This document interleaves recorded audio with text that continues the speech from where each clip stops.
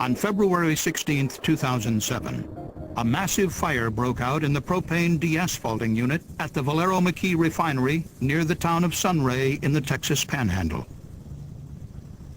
3 workers, including a contractor, suffered serious burns. 11 others received minor injuries.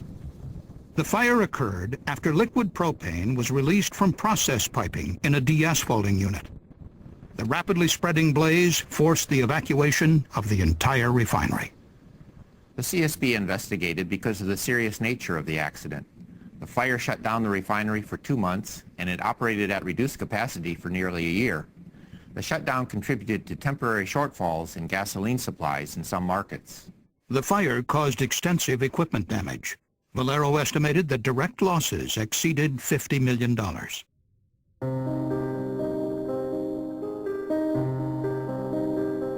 Our investigation found several key factors combined to cause this damaging fire, which in turn led to 2 near misses that could have been catastrophic.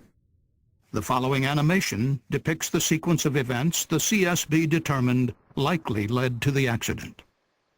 The propane deasphalting unit, or PDA, used high-pressure liquid propane to separate asphalt and gas oil from a heavy petroleum mixture known as pitch. Propane flowed through a control station, up a vertical pipe, and into an extraction tower.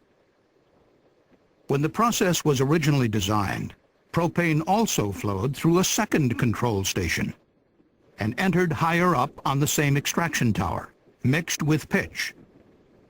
But in the early 1990s, the process was changed, and the use of this second station was discontinued by closing several valves. This created a dead leg, a section of piping without any flow through it. The CSB later determined that, unknown to operators at the time, a foreign object, a piece of metal, had wedged under the gate of one of the 10-inch valves, preventing the gate from closing fully and leaving a path for liquid to seep past the valve. The propane above the valve contained small amounts of water. Some of the water, which is heavier than propane, sank through the valve and accumulated in the piping elbow below. The piping deadleg formed by the mixed control station had been left connected for years, apparently without incident. But now, in February 2007, conditions arose that would lead to a pipe failure. That month, a cold snap dropped temperatures well below freezing for 4 days, reaching a low of 6 degrees Fahrenheit on February 15th. Water in the piping likely froze, expanded, and cracked the piping elbow. For a time, the ice itself prevented propane from escaping, until around 9 a.m. on February 16th, when the temperature climbed above the freezing mark and the ice began to thaw. At 2:09 p.m., the melting ice gave way. High-pressure liquid propane from the deasphalting unit began to escape through the small opening in the leaking valve and out the cracked elbow. The CSB estimated the initial flow rate of propane at 4,500 pounds per minute. A large flammable vapor cloud rapidly formed. The wind blew the propane cloud toward a boiler house. Moments later, the cloud ignited. Flames flashed back to the cracked piping elbow, creating a high-pressure jet fire. The fire rapidly damaged nearby pipes, causing a second jet fire aimed at a non-fireproofed steel support structure under a pipe bridge 77 feet away. Within minutes, it collapsed under the intense heat. This broke open numerous lines filled with flammable materials flowing from other parts of the refinery. The growing blaze threw massive fireballs and thick black smoke into the air. A surveillance camera captured the spreading fire. The alarm was activated at 2:10 p.m., a minute after workers heard what they described as a popping sound from the first propane release. The refinery's emergency response team attempted to turn on stationary fire water monitors, but shifting high winds hampered their efforts. 15 minutes after the fire erupted, managers ordered the total evacuation of the refinery. This decision may have saved lives, because the large extractors full of propane might have failed catastrophically, or the fire could have affected nearby units that contained other hazardous materials. The CSB investigation identified shortcomings in process safety management at the refinery and disclosed gaps in industry guidance on safety equipment and practices. The CSB issued recommendations to the American Petroleum Institute, the company, to the McKee Refinery, and to the United Steelworkers and its local. This accident began in a section of liquid propane piping that hadn't been used for up to 15 years. At the time when its use was discontinued, management did not conduct a review to determine the safest way to take the piping out of service. Closing the valves in the control station created a dead leg, a section of piping without flow.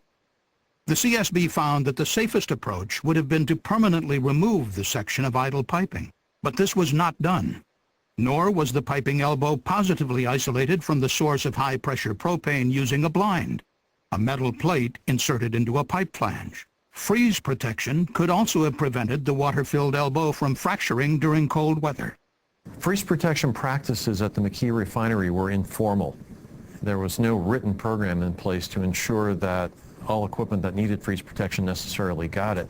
The CSB report noted that the American Petroleum Institute, API, does not provide any detailed guidance for refineries on establishing effective freeze protection programs. The board recommended that API develop a new recommended practice for refinery freeze protection, which should include the establishment of a written freeze protection program, periodic inspections of dead legs and equipment that is infrequently used or out of service, requirements for management of change reviews. Jet fires are difficult to fight, and the best approach is to stop them by shutting off their fuel source. The best approach to doing that is to provide remotely operable emergency isolation valves that can be quickly actuated from a safe location to shut off that fuel source. The CSB found that American Petroleum Institute guidance does not specifically discuss the use of remotely operated shutoff valves in refinery process units to control jet fires. Valero's internal standards do require remotely operated shutoff valves, but at the time of the accident, the company had not retrofitted such valves into the de-asphalting unit at the McKee Refinery. When the initial release occurred, control room operators could not shut off the flow of propane. Another very useful approach is to fireproof piping, equipment, and support steel in the area so that it doesn't fail quickly when first exposed to a jet fire. During the incident, a high-pressure propane jet fire shot toward the support for a 90-foot wide pipe bridge. The support was not fireproofed and quickly gave way. Fireproofed pipe rack columns, however, remained intact throughout the inferno. Not fireproofing the steel structures that support pipe racks makes them susceptible to collapse in the heat of a refinery fire. When these pipes do collapse, more liquid can be released, feeding the fire and increasing its intensity. The collapse of the pipe rack at the McKee Refinery also contributed to the extended shutdown of the facility. The CSB found that API and Valero safety standards recommend fireproofing structural steel supports up to a maximum of 50 feet from possible fuel sources. But CSB investigators observed damage to the pipe bridge support 77 feet from the likely source of the jet fire. The CSB's final report called on the API to revise its fire protection guidance to require the use of remotely operated shutoff valves and more extensive fireproofing of structural support steel near refinery process units where jet fires can occur. Valero used chlorine as a biocide to kill bacteria in cooling water. This chlorine was stored in a hazardous area where it was exposed to the threat of fire. Refineries don't have to use chlorine.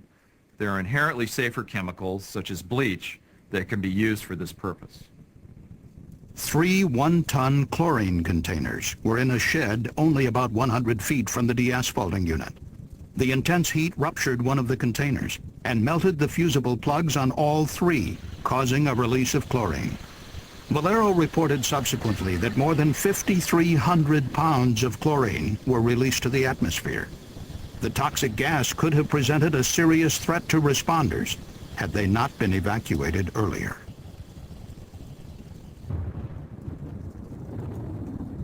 A second catastrophe could also have occurred.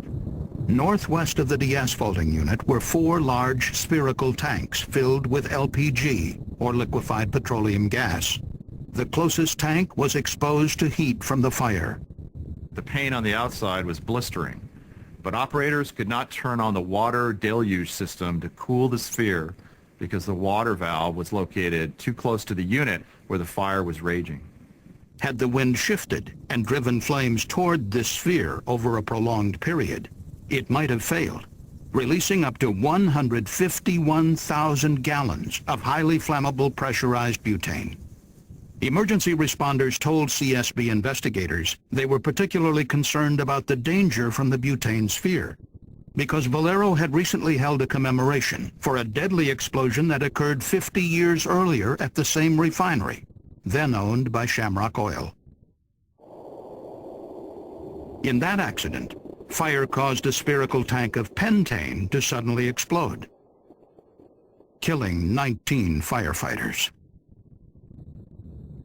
The refinery's process hazard analyses had not evaluated the risk of storing chlorine near flammable hydrocarbons, or the possibility of a fire in the deasphalting unit affecting the butane sphere.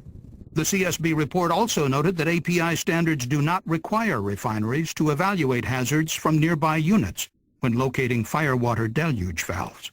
The board called on the API to revise its guidance for liquefied petroleum gas facilities to ensure that deluge systems can be activated during emergencies. The CSB also recommended that Valero follow its existing plan to replace chlorine with safer biocides for cooling water. Finally, the CSB called on the McKee refinery, the United Steelworkers, and its local union to work together to improve the hazard analysis program at the facility. Safe petroleum refinery operations can benefit not only workers and companies, but the nation's economy as well, preventing outages and shortfalls in the nation's vital gasoline supply system. Thank you for watching the CSB safety video. For more information on the CSB investigation report on the Valero refinery accident, please visit csb.gov.